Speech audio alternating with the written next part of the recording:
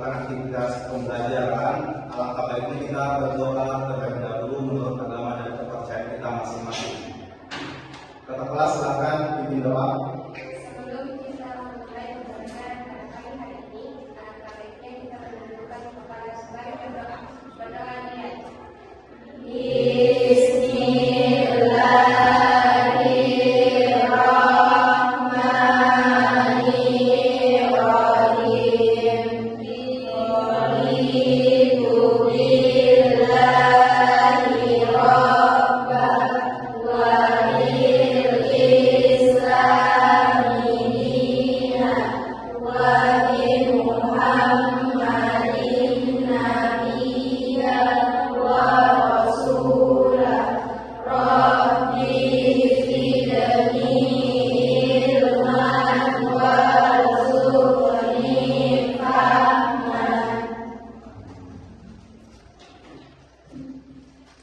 Baiklah, sebelum kita melakukan aktivitas pembelajaran kita pada pagi hari ini, alangkah baiknya kita menyanyikan lagu Indonesia Raya untuk menunjukkan rasa nasionalisme diri kita sebagai bangsa Indonesia.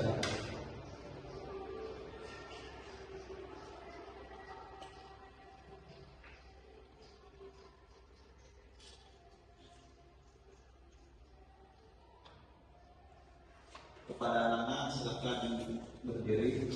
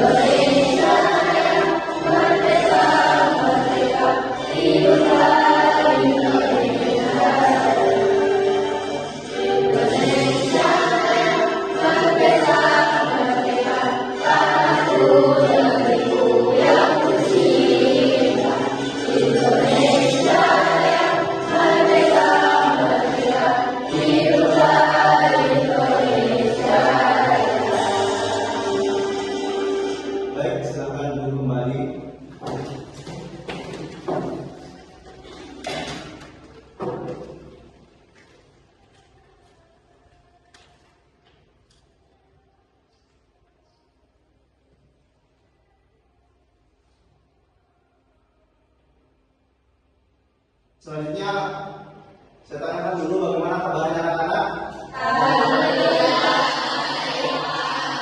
Sehat?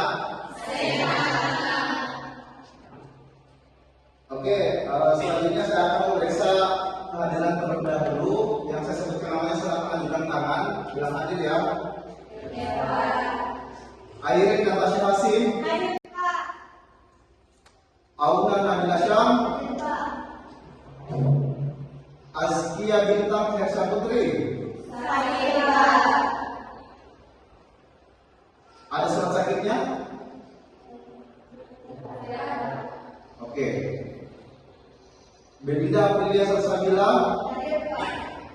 Cindy Aulia. Ilmi. Ada surat sakitnya? Kurniawan. Muhammad Aidil Fauzan. Nur Aisyah. Nur Fadilah. Izin kemana?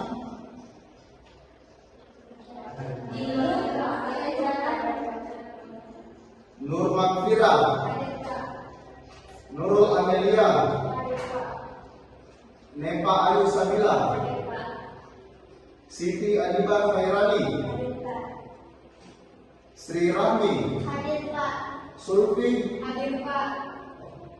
Tria sama Samila Al-Nair, Widya Meirani, Rizka.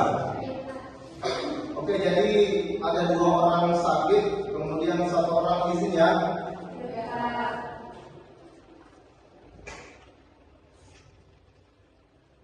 Oke, selanjutnya saya akan memeriksa kerapian dan kebersihan kelasnya kalian. Bisa diperhatikan kerapian dari pakaian anak-anak dan kebersihan di lingkungan kelasnya.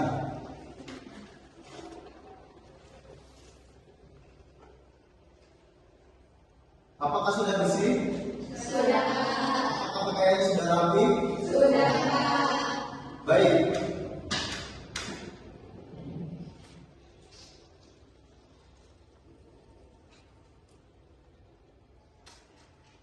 Untuk materi minggu lalu kita telah belajar asam basa dan reaksi kimia. Untuk pengantarnya bahwa asam itu adalah zat yang mengandung ion H+, sedangkan basa adalah zat yang mengandung ion OH-. Di dalam kehidupan sehari-hari kita bisa melihat kapan kita aplikasikan asam dan basa, ya. Untuk tujuan pembelajaran kita pada hari ini, sebelumnya saya akan mengajukan beberapa pertanyaan pemantik terkait asam dan basa. Yang pertama, apakah anak-anak pernah menemukan bahan yang rasanya asam seperti jeruk atau cuka? Menurut anak-anak, bahan tersebut mengapa bisa berasa asam? Ada yang tahu? Oke, silakan. Pernah, rasanya itu asam karena mengandung asam, seperti asam sulfat yaitu jeruk dan juga asam asetat yaitu cuka. Asam-asam ini dapat memicu reseptor pada lidah sehingga kita bisa merasakan sensasi asam. Oke, terima kasih. Jadi anak-anak perlu ketahui bahwa di dalam jeruk atau cuka itu dia ada asam, ya. Contohnya itu adalah asam sitrat. Jadi di dalam jeruk itu mengandung asam sitrat. Kenapa bisa menyebabkan rasa asam? Karena di dalam jeruk itu mengandung ion H+. Ada unsur H di dalamnya, ya, yang bersifat asam. Kemudian pertanyaan yang kedua, bagaimana cara kita mengetahui apakah suatu lautan itu bersifat asam atau basa tanpa mencicipinya? Ada yang tahu? Oke, silakan. Kita bisa menggunakan kertas lakmus, Pak. Kita bisa menggunakan kertas lakmus. Oke, terima kasih. Jadi untuk pertanyaan kedua, bagaimana cara kita mengetahui apakah suatu lautan bersifat asam atau basa tanpa mencicipinya? Itu kita bisa menggunakan kertas lakmus. Kemudian kita juga bisa menggunakan yang namanya indikator alami. Indikator alami seperti apa? Seperti kunyit dan buah naga, bisa ya? Kenapa kita bisa menggunakan kunyit dan buah naga? Karena kunyit dan buah naga itu dia memiliki pH di bawah 7, ya, dan itu bersifat asam. Oke. Kemudian pertanyaan ketiga, apa yang akan terjadi jika lautan asam dicampurkan dengan lautan basa? Reaksi apa kira-kira yang terjadi? Ada yang tahu? Oke, silakan. Akan terjadi reaksi netralisasi. Oke, ketika kita mencampurkan asam dengan basa, contohnya asam itu contohnya HCl, sedangkan basa NaOH. Ketika kita reaksikan ini asam dengan ini basa, akan terjadi reaksi netralisasi. Hasil ditambah NaOH jadinya NaCl ditambah H2O. Na dengan Cl, HOH digabung jadi H2O, ya.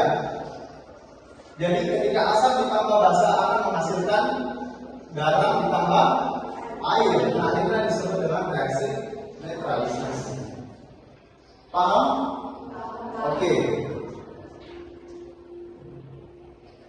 Untuk tujuan pembelajaran kita pada pagi hari ini, yaitu yang pertama kita akan memahami konsep reaksi kimia dan jenis-jenisnya.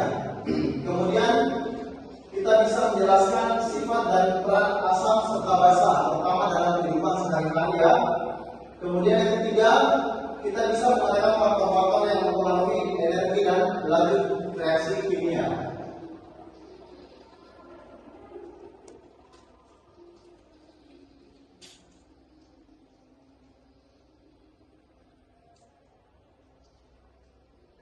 Oke, selanjutnya kita masuk ke materi.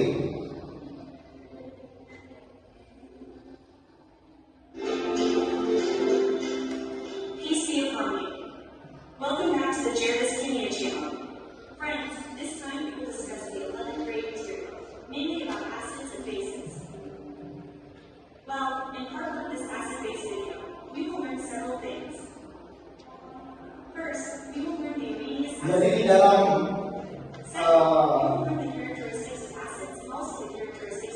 di dalam materi asam basa itu ada beberapa teori yang telah ditemukan oleh beberapa ahli. Salah satunya itu adalah teori asam basa Arrhenius. Nah, di dalam teori asam basa Arrhenius mengatakan bahwa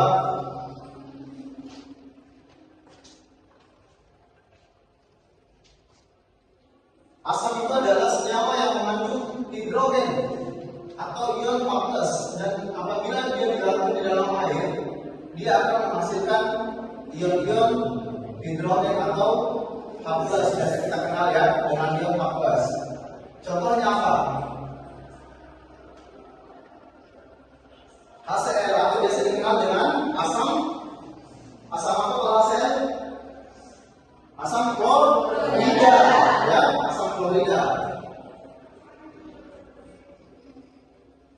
Nah, untuk penguraian asam klorida, saya telah jelaskan bahwa bisa diuraikan menjadi H+ dengan Cl-.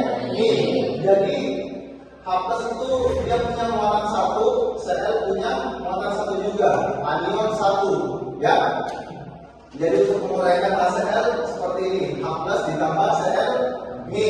Kemudian menurut teori asam basa Arrhenius, ciri-ciri dari asam yang pertama mengandung H+, apa benar?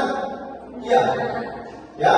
Kemudian dia berasam asam dan pH-nya kita ketahui adalah kurang dari 7. Sebagaimana pH asam basa adalah 1 sampai 14 ya. Kalau di bawah 7 itu dia asam, sedangkan 7 sampai 14 adalah basa. Nah, selanjutnya kata Arrhenius, basa adalah senyawa yang apabila dilarutkan dalam air akan menghasilkan yang namanya ion-ion hidroksida atau dikenal dengan OH-. Apa contohnya? Senyawa yang bersifat basa adalah NaOH atau dikenal dengan natrium hidroksida. Dia dapat tertulis menjadi Na+ ditambah OH-. Ya, apa ciri-cirinya kalau basa? Katanya dia mengandung OH-. Apakah benar? Iya. Jadi kalau ada senyawa yang ada OH-nya, berarti dia termasuk senyawa basa. Kalau dia ada ion H+-nya, berarti dia termasuk asam. Ciri-ciri yang selanjutnya adalah untuk pH-nya. pH untuk lautan basah adalah di atas 7.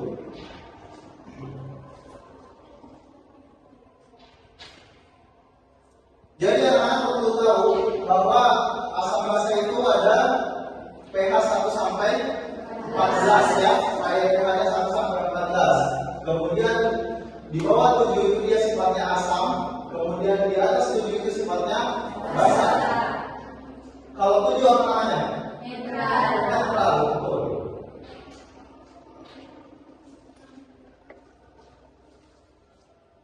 Oke, ini ada beberapa contoh.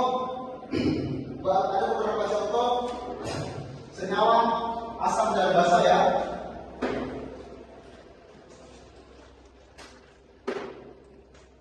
Yang pertama asam klorida.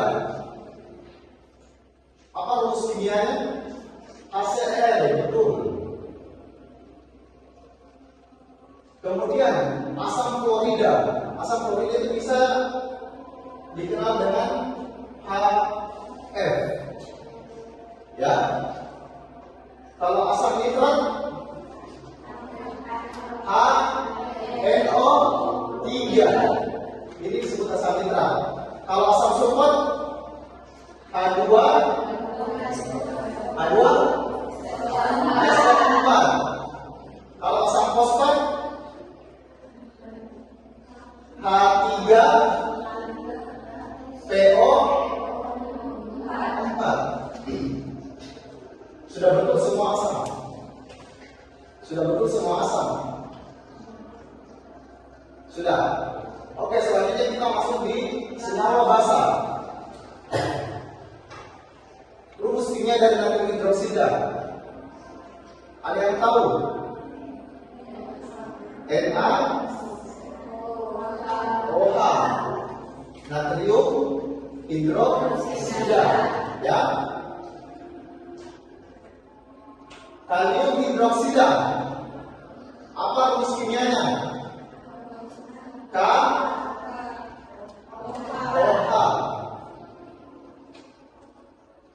Kemudian magnesium hidroksida.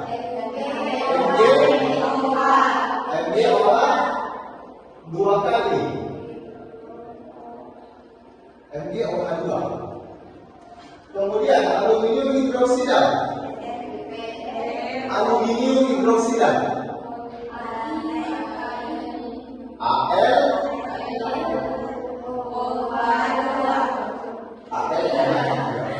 Ya. Oke. Jadi ini contoh, beberapa contoh kecil untuk senyawa asam dan beberapa contoh kecil untuk senyawa basa. Jadi seperti yang dikembangkan oleh Arrhenius bahwa asam adalah ion yang memiliki unsur H, kemudian basa memiliki ion OH min ya.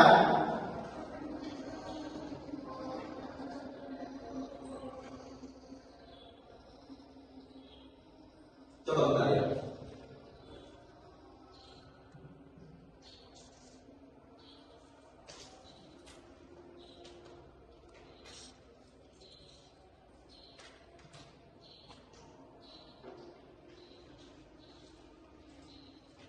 Betul ya?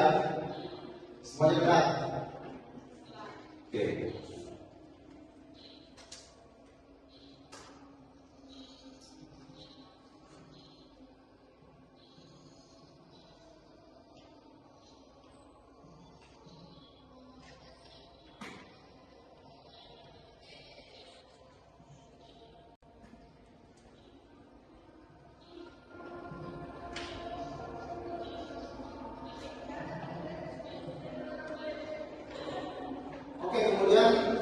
Di dalam asam basa ada yang namanya indikator asam basa. Ya, indikator asam basa itu kita bisa menggunakan kertas lakmus, kemudian lautan indikator dan indikator universal. Ya, kertas lakmus, anak-anak tahu ada berapa macam kertas lakmus? Dua macam, warna merah, kemudian biru. Merah untuk lautan apa? Asam. Untuk lakus biru,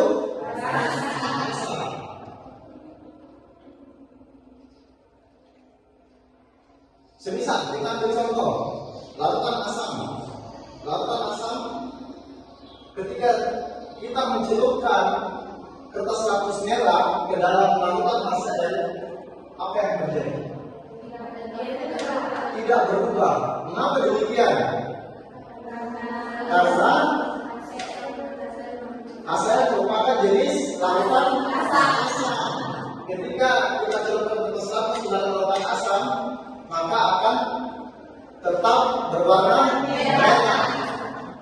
Kemudian, contoh yang kedua, ketika kita mencelupkan kertas lakus merah ke dalam lautan natrium hidroksida, apa yang terjadi pada kertas lakus? Berubah menjadi biru. Mengapa demikian? Karena NaOH bersifat basa. Ya, apabila kertas lakus merah dicelupkan ke dalam lautan yang bersifat basa, maka akan berubah berwarna biru. Sedangkan untuk kertas lakus biru, apabila kita celupkan ke dalam larutan natrium hidroksida, maka akan tetap berwarna biru. Mengapa demikian? Karena NaOH bersifat basa. Apabila kita mencelupkan kertas lakus biru ke dalam lautan NaOH, maka kertas lakus tersebut akan tetap berwarna biru. Ya. Kemudian, apabila kertas lakus biru kita celupkan ke dalam lautan HCl atau biasa dikenal dengan asam klorida, itu apa yang terjadi pada kertas lakus? Berubah menjadi warna merah. Mengapa demikian? Karena HCl itu bersifat asam, sedangkan kertas lakus biru apabila dicelupkan pada lautan asam maka akan berubah menjadi merah. Ya? Paham sampai sini? Oke. Kemudian indikator asam basa yang kedua adalah lautan indikator. Lautan indikator itu terbagi dua juga. Ada yang sintetis dan ada yang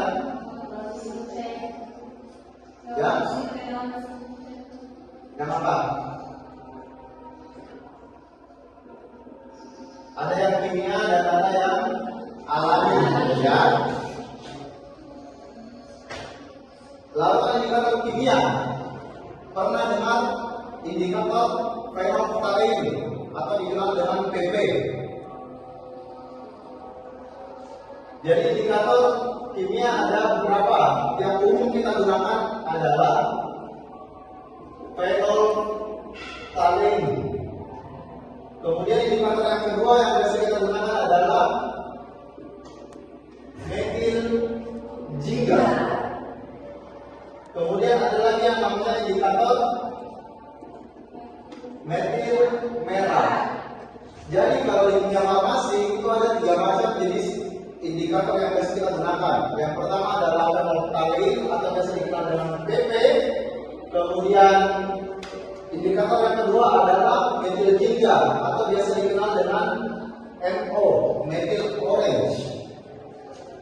Kemudian ada yang namanya metil merah, biasa dikenal dengan MM. Ya. Jadi kalau di kimia farmasi itu kita kenal 3 lautan indikator. Ada juga indikator yang lainnya seperti indikator kanji. Ya. Kemudian untuk indikator alami, ada yang tahu soal indikator alami?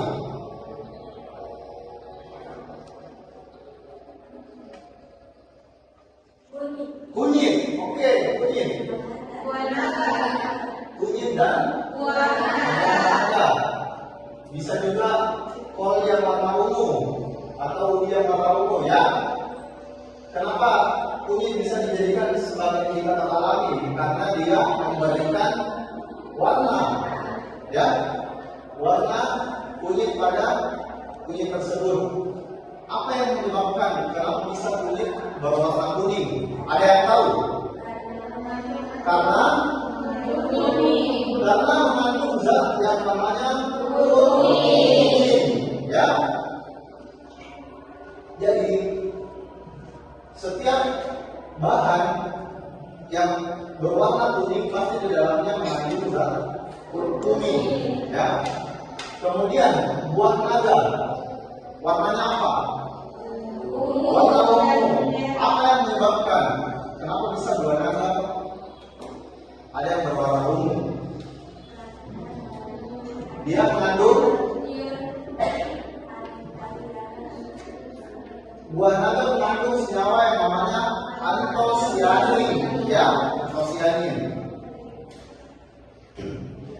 Oke, paham sampai sini untuk indikator asam basa mengenai kertas lakmus, lawan indikator dan indikator universal. Nah, kalau indikator universal ini kita bisa menggunakan pH meter dan kertas pH. Pernah dengar kertas pH ya? Pernah lihat kan? Oke, kalau pH meter itu yang ini, nih gambarnya. Jadi dia sistemnya pakai digital ya. Jadi ketika kita celupkan besinya, ketika kita celupkan pennya, itu langsung membaca pH-nya. Bedanya pH meter dengan pH kertas pH, kalau pH meter itu dia akurat karena dia bisa membaca angka koma di belakangnya. Satu sampai dua angka di belakang koma dia bisa baca. Ya, semisal pH-nya 7,5, 7,57 ya. Sedangkan kalau kertas pH kita hanya bisa melihat di belakang, ya, kita bisa melihat berdasarkan warnanya saja, ya. Ada di belakang wadah kertas pH itu, ya. Kita bisa sesuaikan, oh ini pH-nya 6, oh ini pH-nya 7, ini pH-nya 8, ya kan? Paham sampai sini? Oke.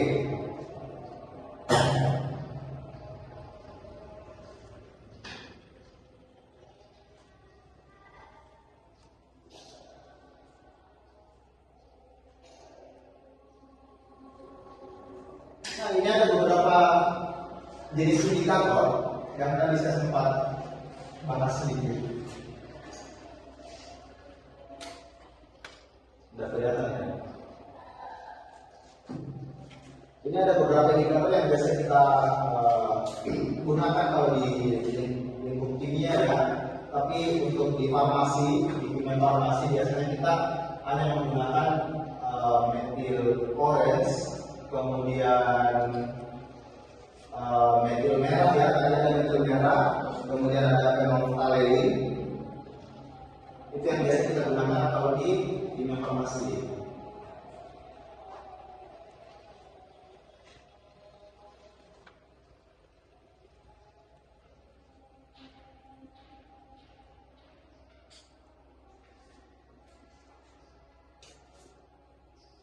Ini tadi ya, yang indikator universal. Kalau kita menggunakan kertas pH, sudah pernah pakai ya? Sudah pernah ya? Ya, ketika lautan dicelupkan, ketika semisal ini lautan, ketika kertas pH kita celupkan ke dalam sini, kemudian kita bisa cocokkan di batang pada wadah kertas pH. Oke, yang perlu anak-anak tahu, kalau kita bisa mengukur pH dari suatu lautan, kertas pH-nya kan itu dalam kondisi kering ya, dalam kondisi kering. Jadi kertas pH-nya bisa kita basahi terlebih dahulu menggunakan aqueous. Ya, itu sebagai penetral. Jangan sampai kertas pH itu terkontaminasi sama bahan-bahan yang lainnya. Makanya kita biasa semprot dulu pakai aqueous. Kemudian dia dikeringkan, setelah itu dicelupkan ke dalam larutan. Setelah dicelupkan, jangan langsung diukur, akan tetapi dianginkan terlebih dahulu, kemudian baru bisa diukur. Ya, paham? Oke.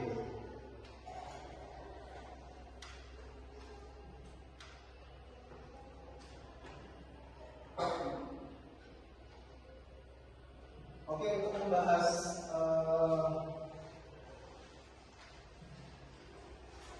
asam basa mengenai reaksi kimia, mengapa bisa NaOH terbentuk dari Na plus dan OH-, kemudian HCl A plus dengan Cl-, ya. Jadi di dalam kimia ada namanya kation dan anion, ya. Untuk kation, kation itu ada beberapa macam, plus 1, plus 2 dengan plus 3. Untuk plus 1, apa isinya? Karena K, Ag, Na, Ag, Na4 dengan H, ya. Untuk plus 2, Sr, Ca, Co, Cu, Mg, Mn, Sn, Hg2,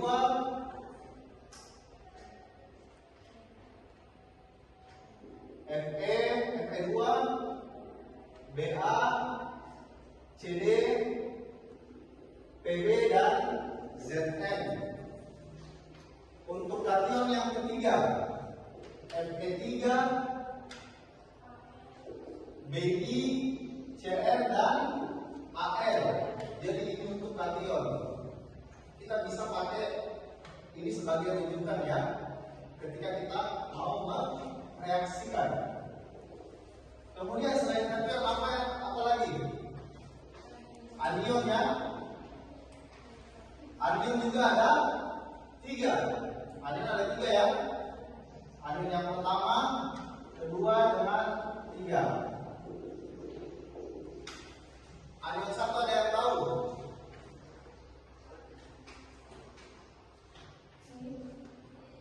OH, ya, salah satunya adalah OH. Cl, Br, I, SCN, OH, NO3, NO2, CH3COO, MnO4 dan sianida. Kemudian anion yang kedua, ada yang tahu? Sulfat, sulfit, sulfida, karbonat, oksalat,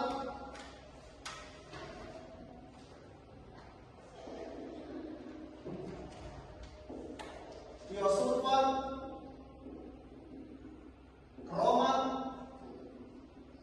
dikromat. Kemudian anion yang ketiga, ada yang tahu salah satunya?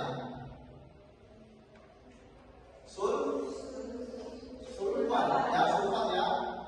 Jadi di anion 3 itu ada beberapa macam: fosfat, fosfit, arsenat, arsenik, ya. Jadi ini sebagai jembatan untuk pembelajaran kation anion dalam mereaksikan, ya. Ini memudahkan kita di dalam mereaksikan. Kita ambil contoh, ya. Kita ambil contoh misal Ag. Kita akan reaksikan dengan ionium. Ag valensinya berapa? Ag valensinya berapa? Plus berapa? Plus 1. Ketika kita reaksikan dengan apa? Misal sulfat SO4, dia valensi anion berapa? Min 2. Ketika kita reaksikan, apa yang terjadi? Ketika kita reaksikan, kita akan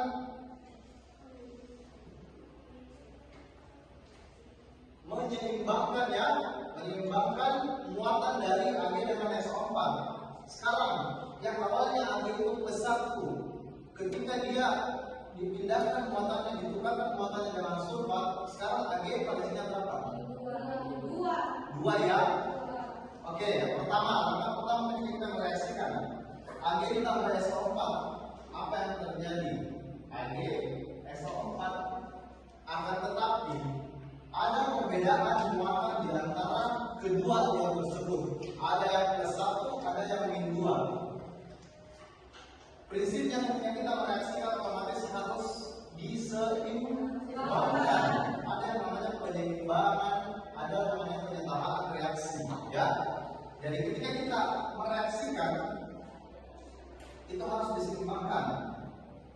Yang awalnya Ag itu punya muatan 1, SO4 muatannya 2. Bagaimana cara bisa seimbang? Ag muatannya menjadi 2. Dihilangkan saja yang ini dalam plus ya. Kita fokusnya 1 dengan 2 atau 3 saja. Oke, Ag sekarang berapa? SO4 nya? Ya. Ketika kita masukkan ke dalam hasil reaksi, Ag-nya menjadi 2, SO4 nya 1, tapi 1 jadinya paham? Ada yang mau ditanyakan? Kita ambil contoh yang lain lagi. Bagaimana Pak? Bagaimana kalau muatannya sama-sama min 1 atau sama-sama plus 2 atau sama-sama plus 3? Kita ambil contoh.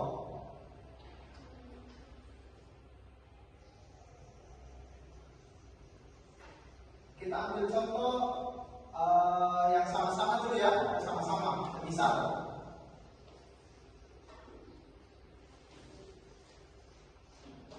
SR itu valensi berapa? 2 plus 2 ya, plus 2. Kita akan reaksikan dengan karbonat CO3 itu valensi berapa? Minus 2. Oke. Ketika kita reaksikan SR ditambah CO3, apa yang terjadi? Ya SR CO.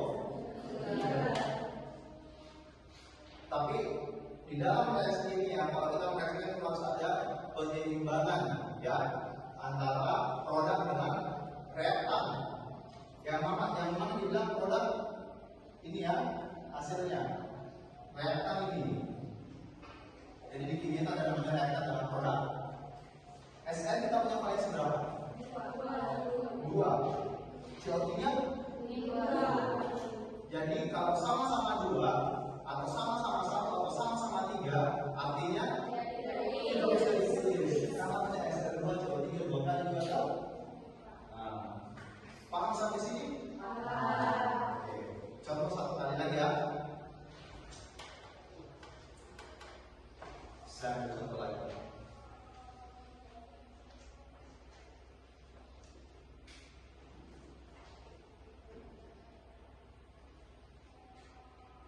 Magnesium direaksikan dengan fosfat.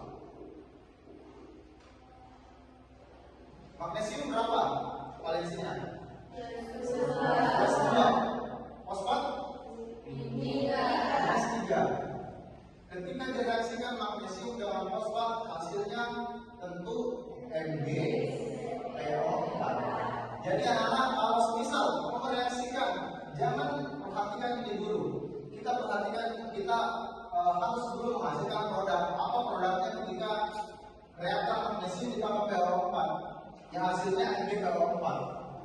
Lantas selanjutnya yang kedua yang kita terus lakukan adalah penyeimbangan. Apakah sudah seimbang antara Mg dengan PO?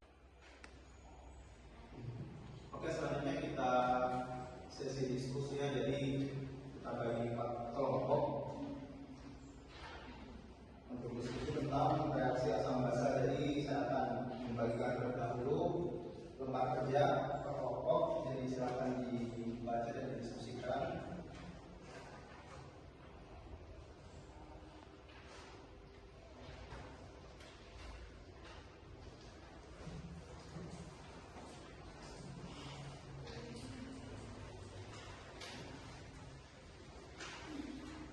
Jadi nanti setelah didiskusikan tentang reaksi asam basa, apapun di situ kita presentasikan ke kelompok ya.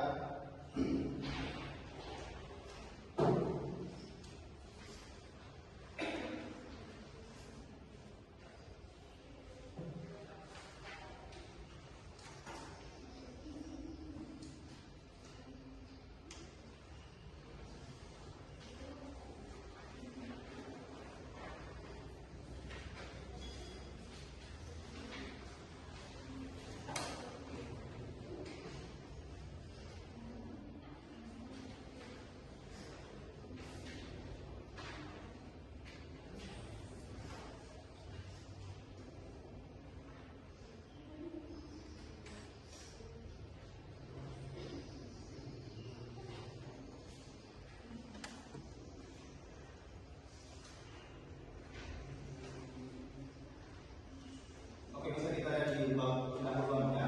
Di situ dijelaskan di dalam jawaban sehari-hari itu banyak istilah kita yang memiliki zat atau bahan yang memiliki sifatnya asam, basa maupun sifatnya netral. Itu bisa ditentukan dengan menggunakan beberapa indikator asam basa. Indikator asam basa yang tadi saya jelaskan itu ada berapa macam? Ada? Apa saja? 2 ya, indikator alami dengan sintesis. Kalau yang kimia kita menggunakan indikator fenotarik, kemudian kalau indikator alami kita gunakan oke, bisa. Jadi silakan diperhatikan tujuan dari praktik hukumnya itu untuk mengetahui cara kerja indikator asam basa di dalam mengidentifikasi sifat larutan, apakah larutan tersebut jenisnya asam atau basa. Kemudian memahami konsep dari pH. pH itu apa? Derajat asam. Oke.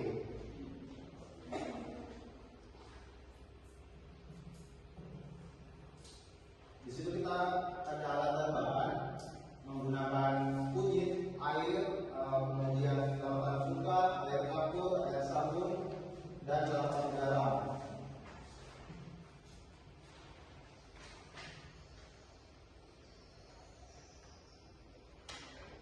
Untuk prosedur kerjanya bisa dibaca dan di situ sudah ada hasilnya bahwa misal kunyit dengan buah naga itu sifatnya asam, dia mendapatkan pH kisaran 6 ya, jadi 6 sampai 7 untuk kunyit dan buah naga. Kemudian untuk air suling ketika kita ujikan di lampu merah itu akan tetap merah, dan untuk di lampu biru akan tetap berwarna biru karena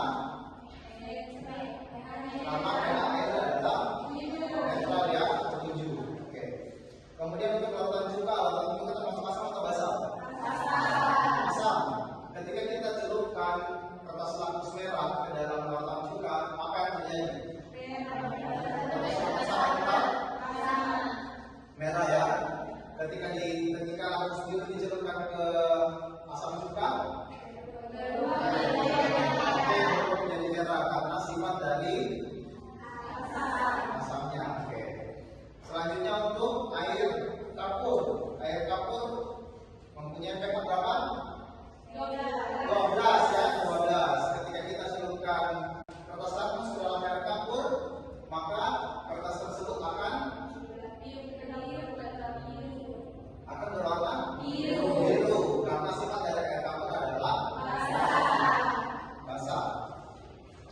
Kemudian ketika kita menggunakan air sabun sifatnya apa? Basah. Basah ya. Ketika kita celupkan kertas lakmus ke dalam air sabun, maka kertas lakmusnya akan berubah menjadi biru ya.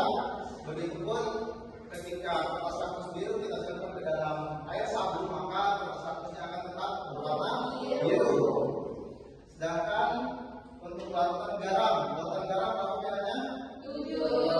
7, artinya dia merah ya. Oke, ketika kita celupkan kertas lakmus merah ke dalam larutan garam, maka akan tetap berwarna merah. Apabila kita celupkan ke dalam lakmus biru, maka akan tetap berwarna biru ya. Paham sampai sini? Oke.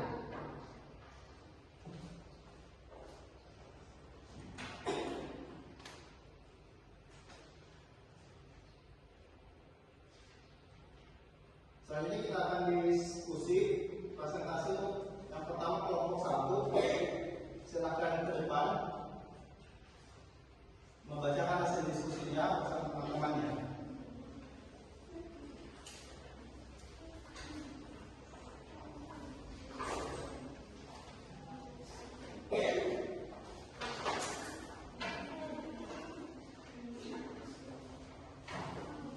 Oke, silakan.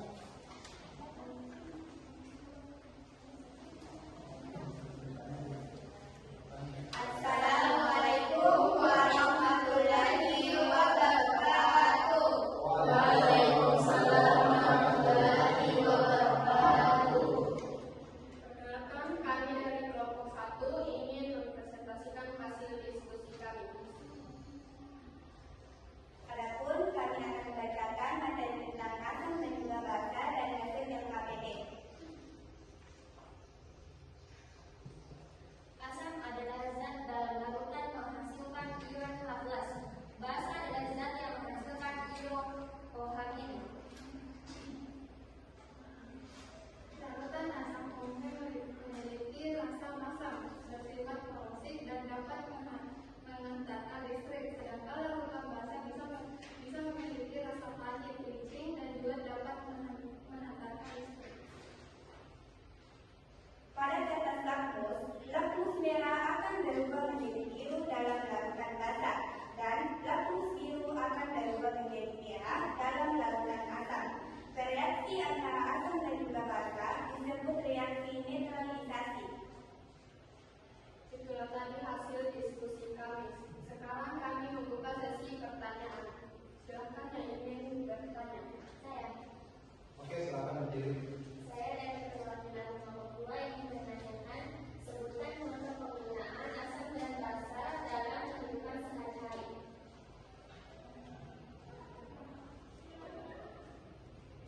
Oke, silakan kelompok 1 bisa menjawab.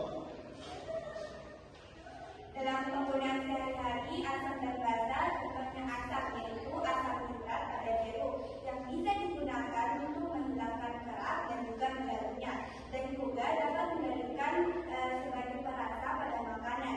Adapun pada asam asetat yaitu juga digunakan sebagai penyedap dan juga pengawet. Dan selanjutnya adalah basa. Basa ada yang namanya sabun dan juga deterjen. Sabun sendiri bisa digunakan untuk membersihkan tubuh ataupun membersihkan badan kita, dan deterjen bisa digunakan untuk membersihkan pakaian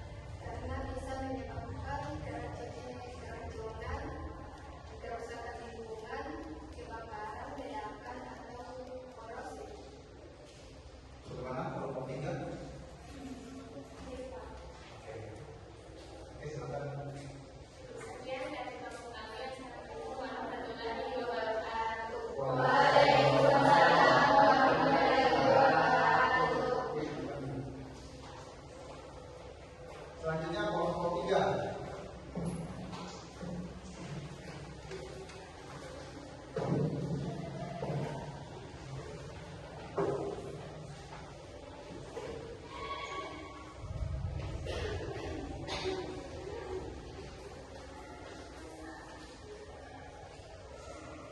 Assalamualaikum warahmatullahi wabarakatuh. Waalaikumsalam warahmatullahi wabarakatuh. Perkenalkan, kami dari kelompok 3 ingin mempresentasikan hasil studi kami.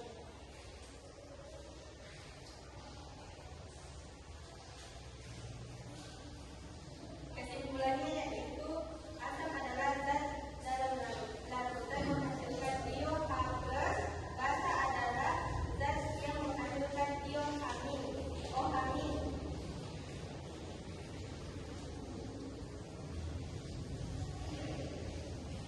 Larutan asam umumnya memiliki rasa asam dan sifat korosif dan dapat menghantarkan listrik, sedangkan larutan basa memiliki rasa pahit, licin dan juga dapat menghantarkan listrik. Pada larutan lakmus, lakmus merah akan berubah menjadi biru dalam larutan basa dan lakmus biru akan berubah menjadi merah dalam larutan asam. Reaksi antara asam dan basa disebut reaksi neutralisasi.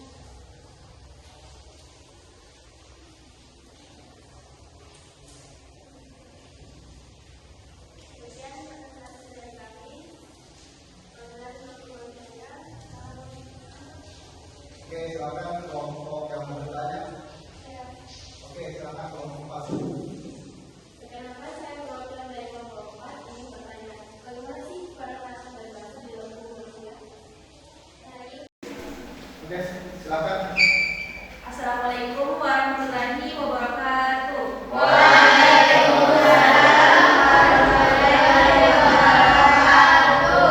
Perkenalkan, kami dari kelompok 4 ingin mempresentasikan hasil diskusi kami.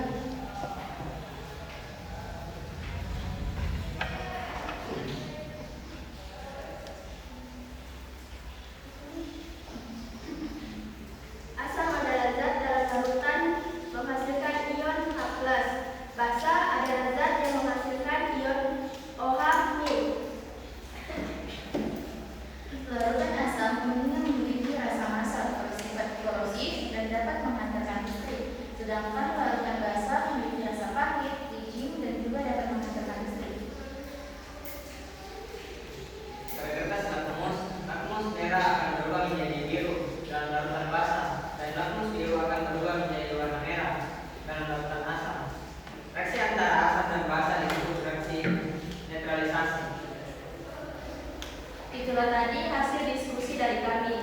Selanjutnya saya membuka sesi tanya jawab. Apakah ada yang bertanya? Silakan.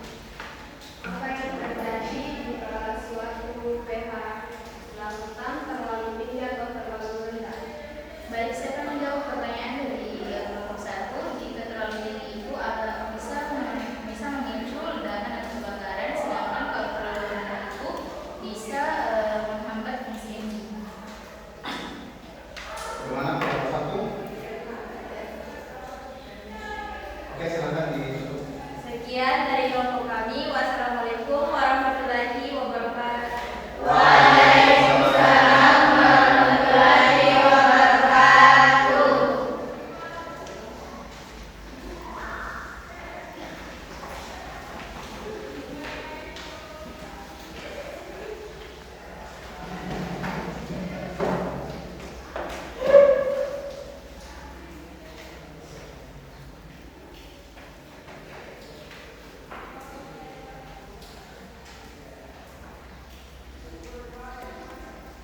Baik, tadi sudah dijelaskan ya dari masing-masing kelompok tentang reaksi asam dan basa, dijelaskan juga pemahaman yang baik terhadap bagaimana sih sebenarnya konsep reaksi asam basa terutama di dalam kehidupan sehari-hari. Jadi anak-anak bisa lihat di sekeliling kita banyak yang bisa diaplikasikan, ya banyak pengaplikasiannya untuk reaksi asam basa di dalam kehidupan kita sehari-hari. Nah, untuk selanjutnya kita lakukan ice breaking dulu ya sebelum kita masuk ke tesnya.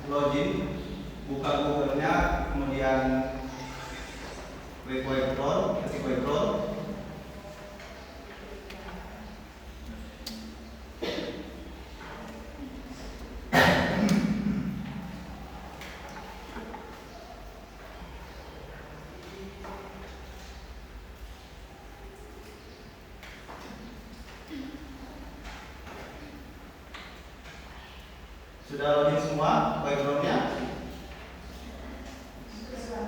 Sudah ya. Silakan masukkan kodenya. Kode gamenya 94076.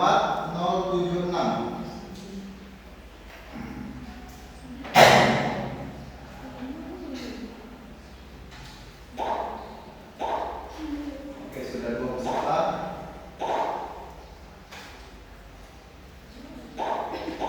Ada yang kesulitan? Di mana?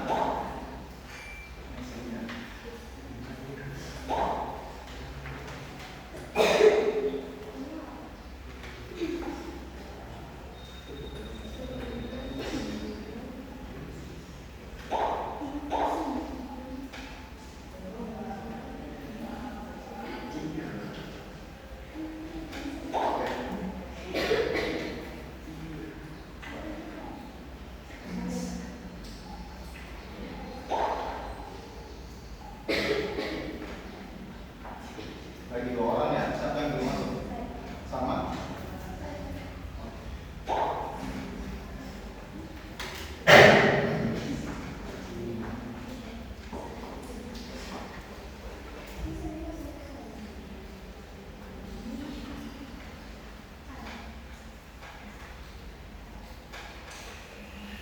Sudah?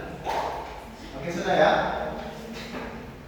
Oke, nanti saya boleh mulai, kemudian bisa dikerjakan. Minta tolong dikerjakan dengan tenang, dengan saling berusaha ya. Kerjakan sendiri-sendiri karena ini adalah tugas individu.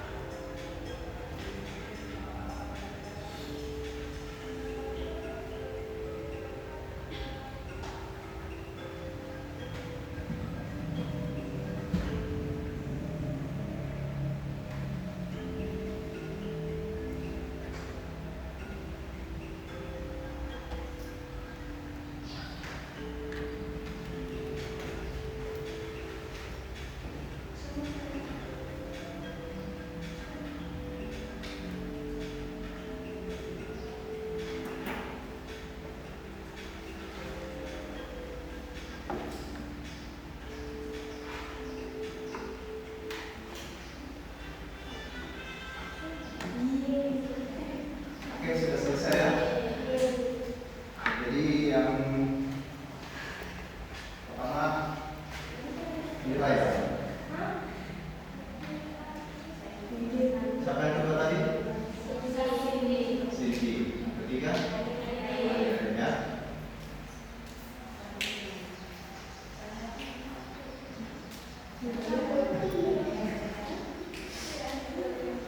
Oke, tadi sudah selesai ya untuk proses ya.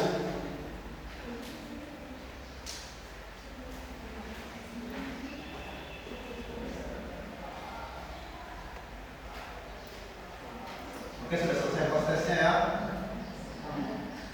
Jadi untuk materi hari ini tentang asam basa ada beberapa poin yang kita bisa simpulkan ya.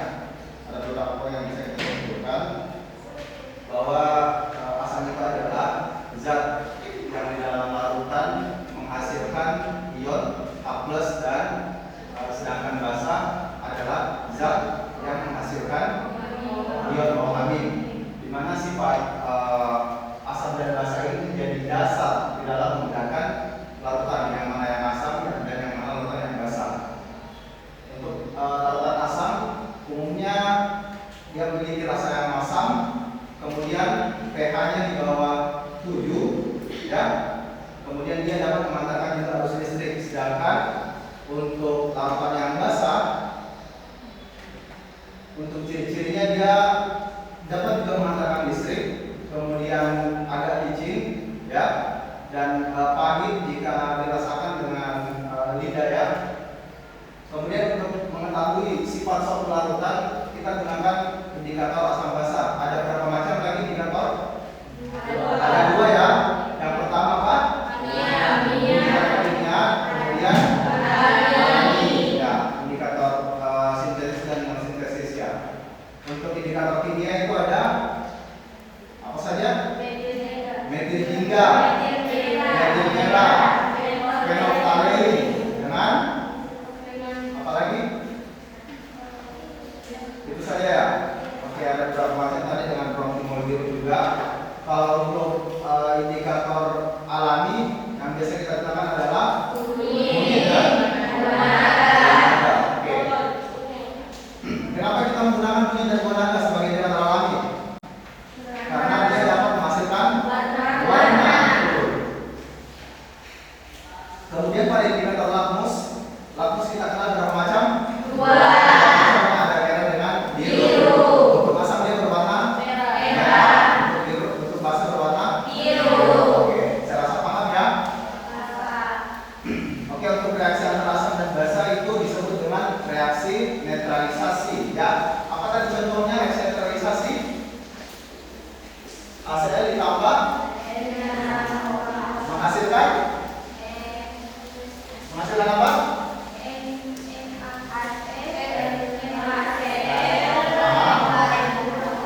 Tambah H2O. Oke. Inilah disebut dengan reaksi ini garam tambah air. Paham ya? Oke, untuk tingkat keasaman selalu dinyatakan dalam skala pH antara 0 sampai 14. Apabila dia asam, pH-nya adalah 1 sampai 7, kemudian basa 7 sampai 14. Kapan dikatakan netral? 7. Oke.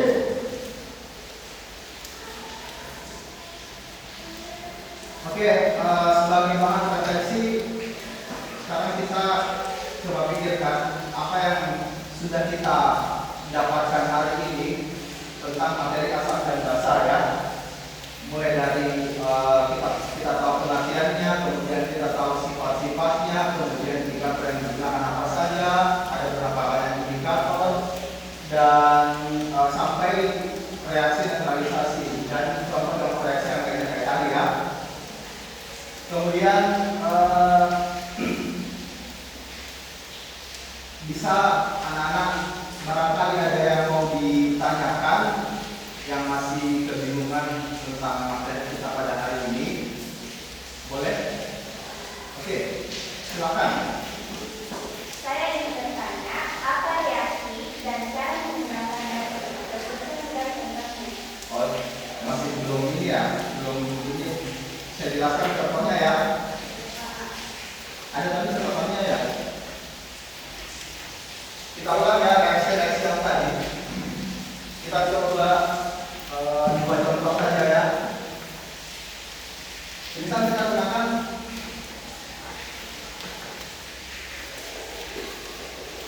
apa saya tulis dulu ya.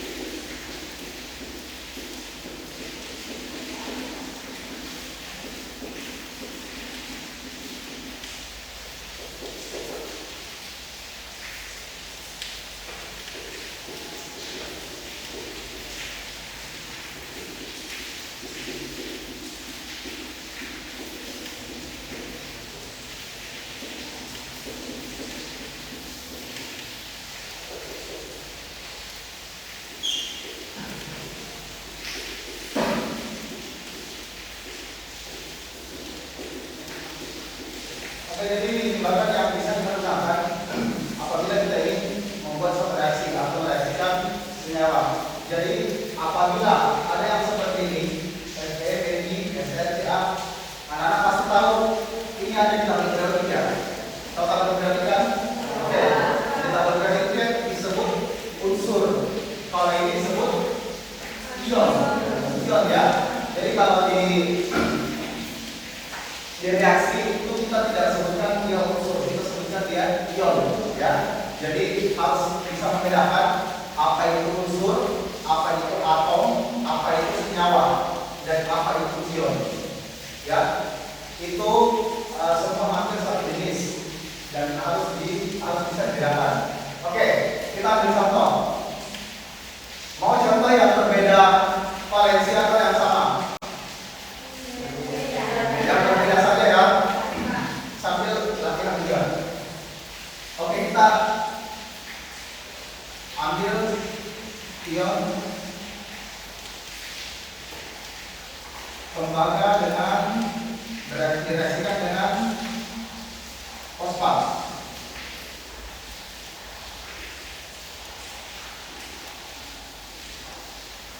Apa langkah pertama yang harus kita ambil? Membuat ya. Kita harus menemukan produknya ya. Kita harus mencari produknya. Tapi kalau misal tidak ada valensi yang saya tuliskan, itu langkah pertama yang harus kita lakukan adalah harus kita tahu valensi untuk CO dengan PO4. CO itu apa? Tahu? PO4 fosfat. Oke. Jadi hasilnya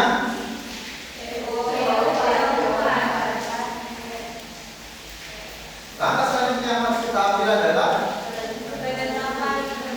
apa? Penyeimbangan atau penyetaraan ya valensi. Kan ini tadi berapa? 2 ya. Ini kita menyeimbangkan antara apa namanya tadi? Reaktan dengan produk. Oke. Yang pertama CU membutuhkan valensi PO4 agar bisa seimbang. Begitu sebaliknya untuk PO4 membutuhkan CU agar seimbang ya. Jadi CU sekarang punya berapa valensi? 3. Kita tuliskan ya. Kemudian PO4 2. Sudah benar? Belum. Kenapa? Oke, kalau sudah lakukan di PO4 ya. Agar kita bisa bedakan antara ini dengan pengalinya. Jadi untuk penyebutannya apa? CO3.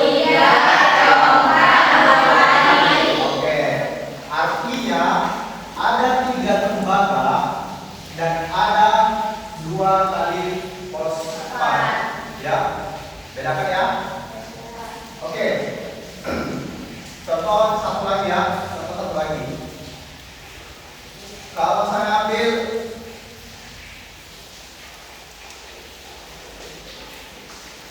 amoniak jika direaksikan dengan karbonat,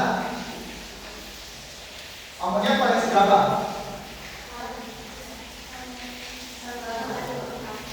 Plus 1, oke. Karbonat minus 2. Apa yang terjadi? Apa?